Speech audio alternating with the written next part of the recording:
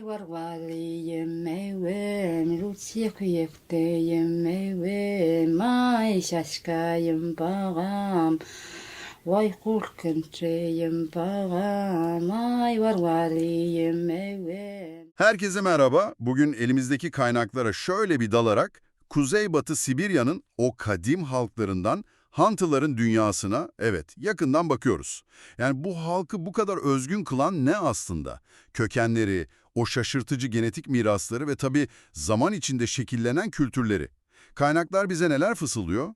Hadi bu ilginç konuyu birlikte bir ele alalım bakalım. Gerçekten de Hantlar, yani hem coğrafi hem de genetik açıdan bakarsak Doğu ile Batı Avrasya'nın tam buluştuğu noktada duran çok özel bir halk. Elimizdeki akademik çalışmalar, notlar, bunlar onların hem binlerce yıl öncesine uzanan köklerini hem de tarihsel süreçteki o değişimlerini anlamamız için bize bayağı zengin bir malzeme sunuyor aslında. Harika. Bu sohbette yani genetik yapılarının o karmaşıklığından tutun da ayı kültüne, destansı anlatılarından günümüzdeki zorluklarına kadar pek çok konuya değineceğiz diye umuyorum. Çok güzel.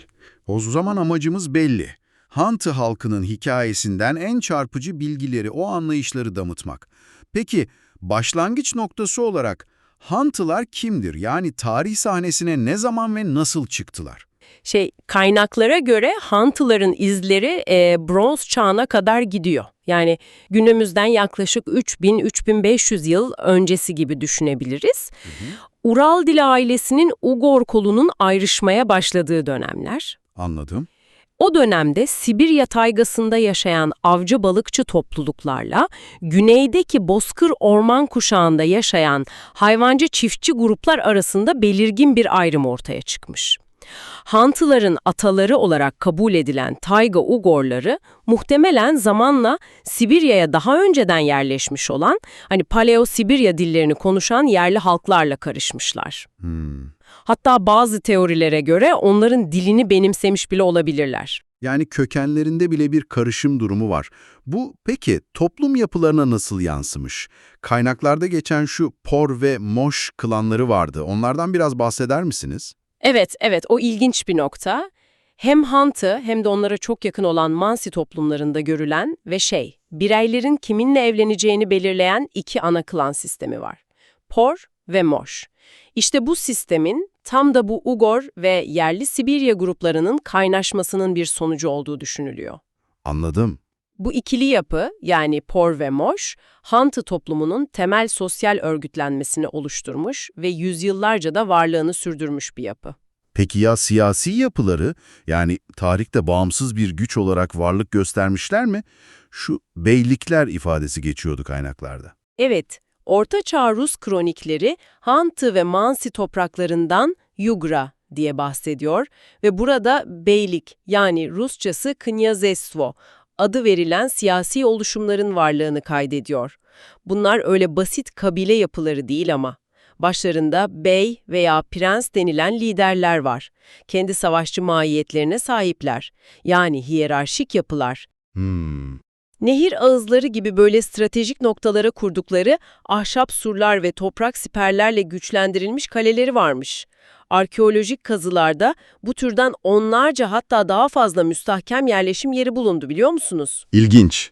Peki bu arkeolojik bulgularla destanlar arasında bir bağlantı kurulabiliyor mu? Kesinlikle var, evet. Burası gerçekten heyecan verici. Kazılarda ortaya çıkarılan silahlar, ok uçları, zırh parçaları, kılıçlar ve hatta giysiler, Hantıların sözlü geleneğinde yaşayan o kahramanlık destanlarında anlatılanla şaşırtıcı derecede örtüşüyor. Gerçekten mi? Evet, örneğin kaynaklarda bahsedilen MLÖ 1. yüzyılla ve MS 14. yüzyıla tarihlenen bazı mezarlar var. Buradan çıkarılan savaşçı ve prenses kostümlerinin rekonstrüksiyonları yapılmış. Bunlar destanlardaki betimlemeleri adeta canlandırıyor. Bu da bize şunu gösteriyor: Destanlar sadece hayal ürünü değil, gerçek bir tarihsel arka plana dayanıyorlar. Bu çok çarpıcı. Peki komşularıyla, özellikle Ruslarla ilişkileri nasıl şekillenmiş zaman içinde? Yani tarihleri boyunca hem kuzeydeki Samoyed halklarla, bugünkü Nenetsler gibi, hem de güneydeki Türk ve Tatar gruplarla sürekli bir etkileşim halinde olmuşlar. Ruslarla temasları ise 12. yüzyılda Novgorod prensleriyle yaşanan sınır çatışmalarıyla başlıyor. Daha sonra özellikle 15. yüzyıl sonlarından itibaren güçlenen Sibir Hanlığı'nın nüfuzu altına giriyorlar. Anladım.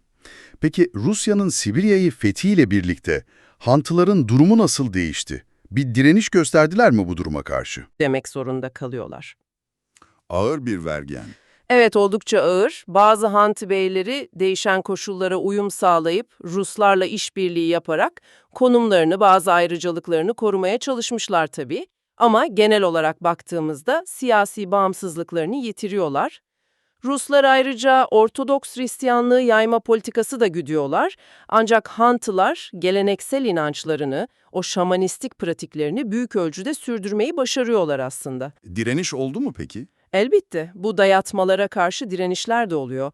Kaynaklarda adı geçen 17. yüzyıl başlarında Prenses Anna ve Prens Vasilya önderliğindeki bir vergi isyanı var mesela. Bu önemli bir örnek ama bu isyan Ruslar tarafından bastırılıyor maalesef. O dönemde ilginç bir kültürel etkileşim de yaşanıyor bu arada. Kuzeydeki Hantı grupları, komşuları Nenetslerden Rengeyi yatıştırıcılığını öğrenip benimsiyorlar. Bu da zamanla yaşam tarzlarının önemli bir parçası haline geliyor. Sovyet dönemi ve yakın tarih peki? Orada durumlar nasıl gelişti Hantılar için? Sovyet dönemi Hantılar için biraz çelişkili bir süreç olmuş diyebiliriz. Bir yandan 1930'da Hantı-Mansi Otonom Bölgesi kuruluyor. Bu onlara kısmi bir özerklik tanıyor, ana dilde eğitim ve yayın imkanları doğuyor. Bu olumlu bir gelişme gibi. Evet, bir açıdan öyle ama diğer yandan Sovyet ideolojisi doğrultusunda zorla kolektifleştirme politikaları uygulanıyor, geleneksel yaşam tarzları ciddi şekilde sekteye uğratılıyor, şamanlar ve kulak olarak adlandırılar, yani sisteme göre zengin sömürücü sayılan kişiler baskı görüyor, çocukların ailelerinden alınıp yatılı okullara gönderilmesi de kültürel devamlılık açısından çok ciddi bir darbe oluyor. Anlıyorum, buna karşı tepkiler ne oldu?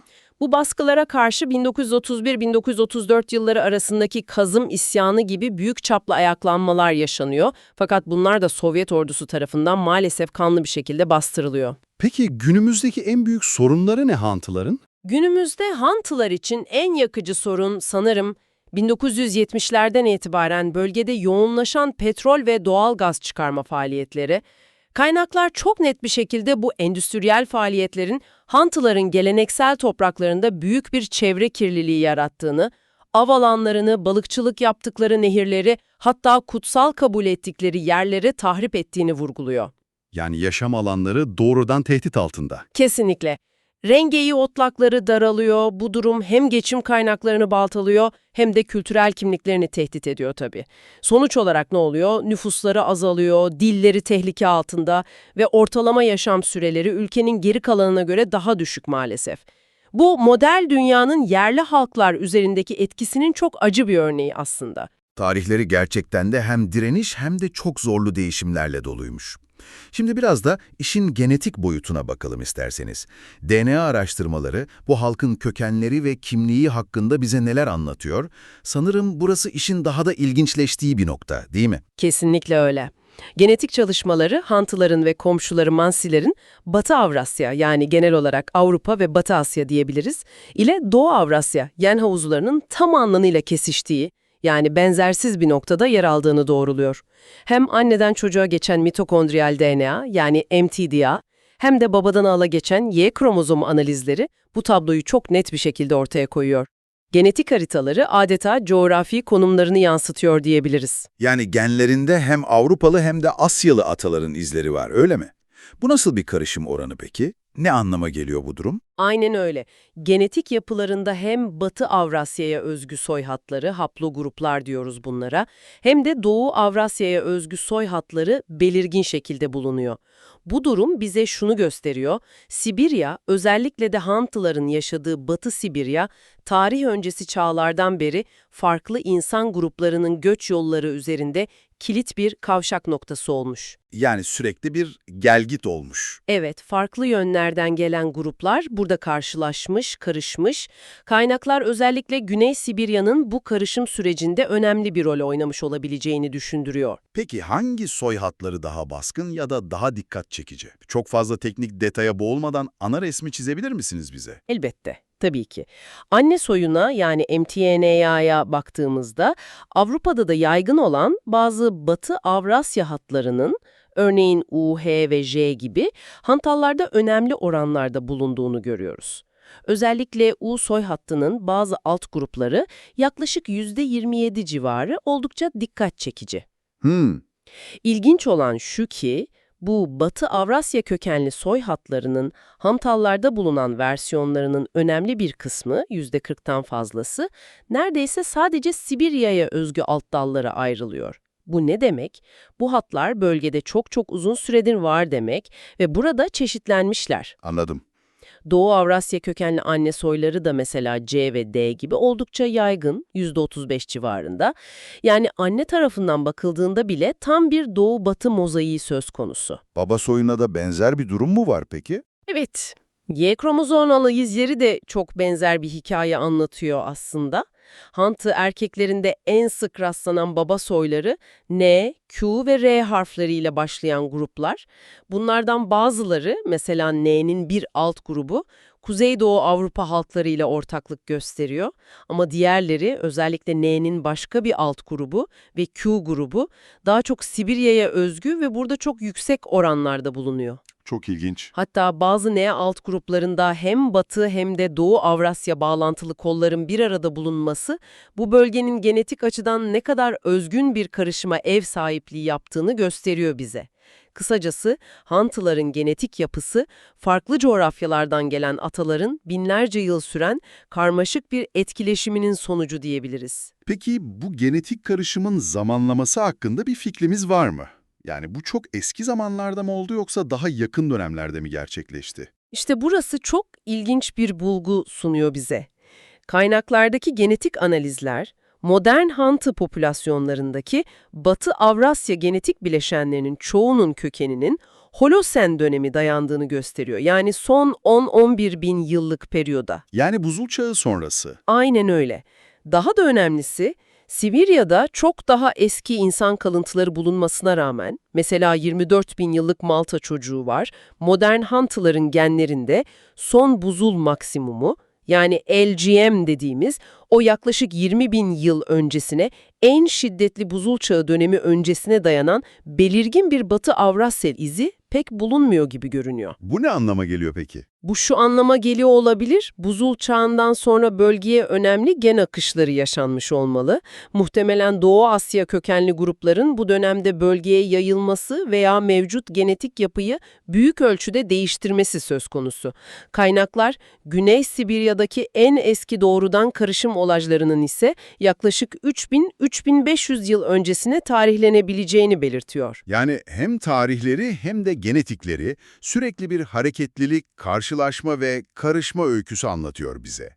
Tüm bu genetik veriler bize Hantıların kimliği hakkında ne söylüyor özetle? Özetle şunu söylüyor, Hantıların genetik yapısı onların coğrafi konumlarını mükemmel bir şekilde yansıtıyor. Yani Doğu ile Batı arasında bir köprüler adeta. Ataları farklı zamanlarda, farklı yönlerden gelen gruplarla karışmış. Bu da Sibirya'nın tarih boyunca ne kadar dinamik bir bölge olduğunu ve Hantıların bu dinamizmin canlı bir kanıtı olduğunu gösteriyor bize. Onların genleri binlerce yıllık bir göç ve etkileşim tarihinin izlerini taşıyor. Gerçekten büyüleyici bir tablo. Şimdi biraz da Hantıların geleneksel yaşam biçimlerine ve dünyayı algılayışlarına, yani kültürlerine odaklanalım. Kaynaklar bu konuda neler aktarıyor bize? Hantıların geleneksel kültürü tabii ki yaşadıkları Kuzeybatı Sibirya'nın o tayga yani orman ve tundra coğrafyasıyla derin bir bağ içinde şekillenmiş. Ana geçim kaynakları devasa Ob Nehri ve kolları boyunca yapılan balıkçılık, çok önemli. Ormanda özellikle sığın ve rengeyiği gibi hayvanların avcılığı ve kuzey grupları içinde rengeyiği yetiştiriciliği olmuş. Ayrıca huş ağacı kabuğu gibi doğal malzemelerden çeşitli eşyalar üretmek, ahşap oymacılığı ve yaban mersini gibi orman meyvelerini toplamak da gündelik yaşamın ve ekonominin önemli parçaları olmuş her zaman. Kaynaklarda özellikle ayı törenlerine geniş yer verilmişti. Hatta Fin-Karelya geleneğiyle karşılaştırmalar yapılıyordu. Hantıların ayıya bakışı ve bu törenlerin özgünlüğü nedir tam olarak? Evet, ayı hantı kültüründe kesinlikle sıradan bir hayvan değil. Kutsal bir varlık, hatta bir ata olarak görülüyor.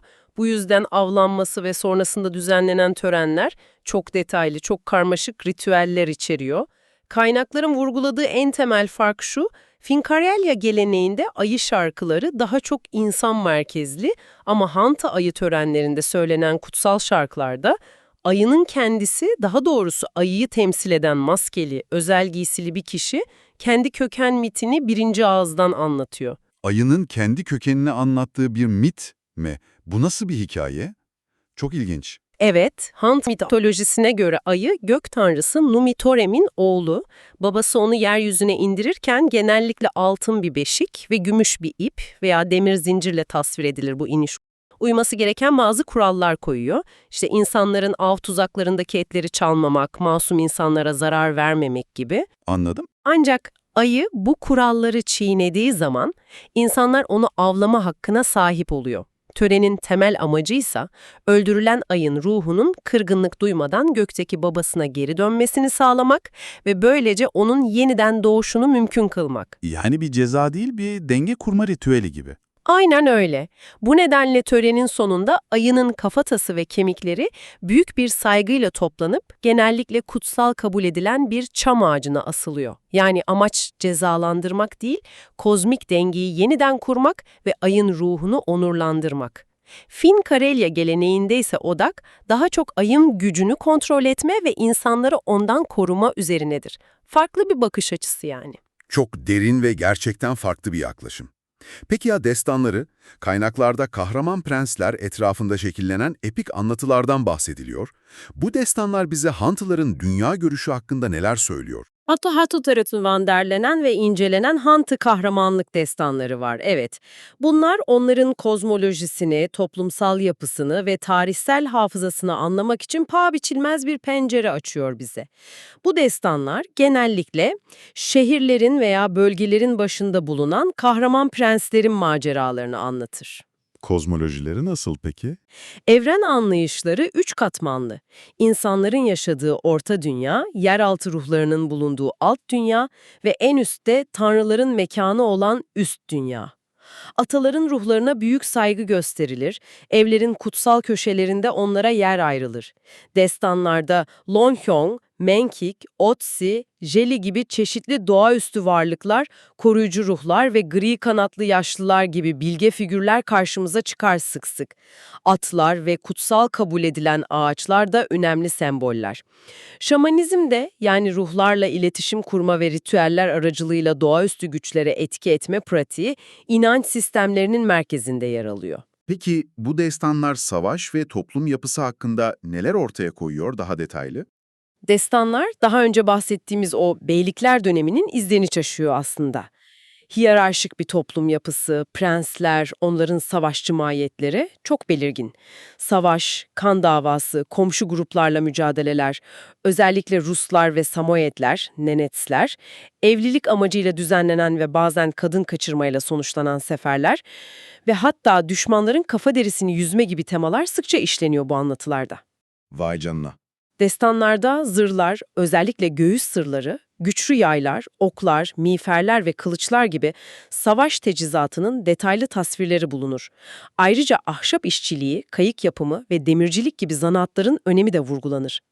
Daha önce konuştuğumuz gibi arkeolojik bulgularla bu destansı anlatılar arasındaki paralellikler, Hantıların Orta Çağ'daki savaşçı kültürünün ve sosyal yapısının gerçekten canlı bir resmini sunuyor bize. Son olarak dilleri hakkında ne biliyoruz? Diğer dillerle akrabalığı nedir ve günümüzdeki durumu nasıl? Hantı dili, Ural dil ailesinin Ugor koluna ait. Bu koldaki en yakın akrabası komşuları olan Mansilerin dili. Aynı dil kolunda yer alan bir diğer dil ise Macarca. Ama Macarca tabii coğrafi ve tarihsel olarak Hant ve Mansi dillerinden oldukça uzaklaşmış durumda. Peki günümüzdeki durumu? Maalesef diğer birçok yerli Sibirya dili gibi Hantı dili de günümüzde Rusçanın yoğun baskısı altında ve UNESCO tarafından tehlike altında olan diller arasında sınıflandırılıyor. Konuşur sayısı giderek azalmakta ve dilin gelecek nesillere aktarımı konusunda maalesef ciddi endişeler var. Gerçekten de Hantı halkının hikayesi, tarihin, genetiğin ve kültürün nasıl bu kadar iç içe geçtiğini gösteren olağanüstü bir örnek. Yani Doğu ile Batı Avrasya arasında bir genetik köprü olmaları, ayıya yükledikleri o derin anlam katmanları, destanlarında yaşattıkları dünya görüşü, hepsi insanı derinden etkiliyor gerçekten. Evet, kesinlikle. Bu kaynaklar bize gösteriyor ki Hantılar Sibirya'nın o çetin doğasına uyum sağlamış, son derece karmaşık bir geçmişe ve çok dirençli bir kültüre sahip bir halk. Ancak modern çağın getirdiği zorluklar, özellikle doğal kaynakların sömürüsü ve kültürel asimilasyon politikaları bu binlerce yıllık eşsiz mirası maalesef çok ciddi biçimde tehdit ediyor. Elimizdeki kaynaklar Hantıların geçmişine ve bugününe dair pek çok kapı araladı bize.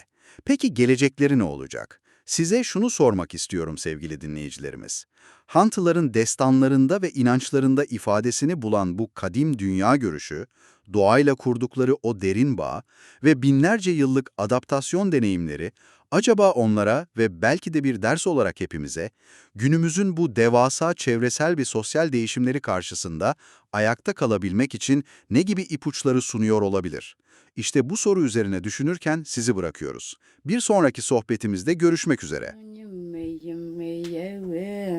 Ay varvarıyım mevem Cuçengayyo telemam Ay mi kolkayım kuyem Nongman tarhoyu Dama nong petagin adam